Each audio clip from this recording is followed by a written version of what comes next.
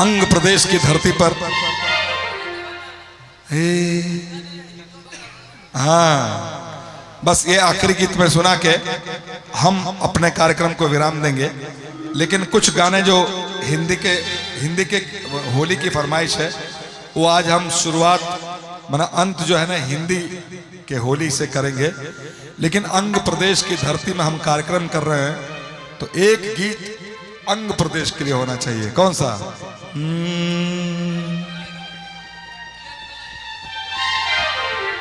दुनिया में सुंदर भारत देश के बहिना,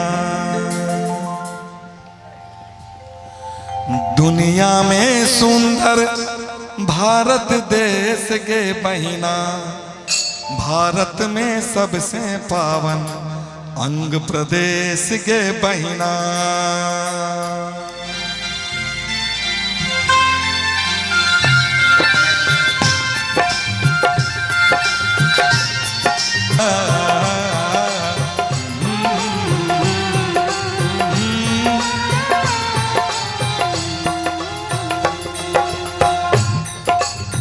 अंगराज करने के धरती, आराम से हाँ। ये बोल, इस गीत का बोल प्रधान है। कैसे? अंगराज करने के धरती, आराम से। अंगराज करने के धरती, गूंजे दिन करके कहानी, बिहुला भी सहरी चौहर, बिहुला भी सहरी शैलेश चौहर मल के निशानी। अंगराज करने के धरती, गूंजे दिन कर शिला महान हो, भागलपुर में ही के आश्रम विद्यमान हो। देखिए, हमने इस गीत में हर जगह का नाम लिया है और मैंने खुद से शूटिंग भी किया है। क्या? विश्वविद्यालय विज्ञा में सुंदर भारत देश के बहिना, दुनिया में सुंदर भारत देश हो भैया, भारत में सबसे पावन अंग प्रदेश के बहिना, भारत में सबसे पावन अंग प्रदेश के बहिना, भारत में सबसे पावन अंग प्रदेश के बहिना, भारत में सबसे पावन।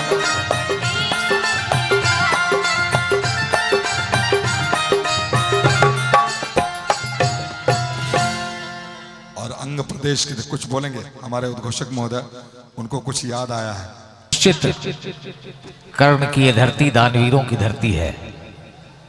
चंपानेर हम लोगों ने इतिहास में पढ़ा था। चंपानेर उस समय कहा जाता था। विश्व का सबसे प्रथम और प्राचीन विश्वविद्यालय विक्रमशिला, उस माटी के आप लोग हैं।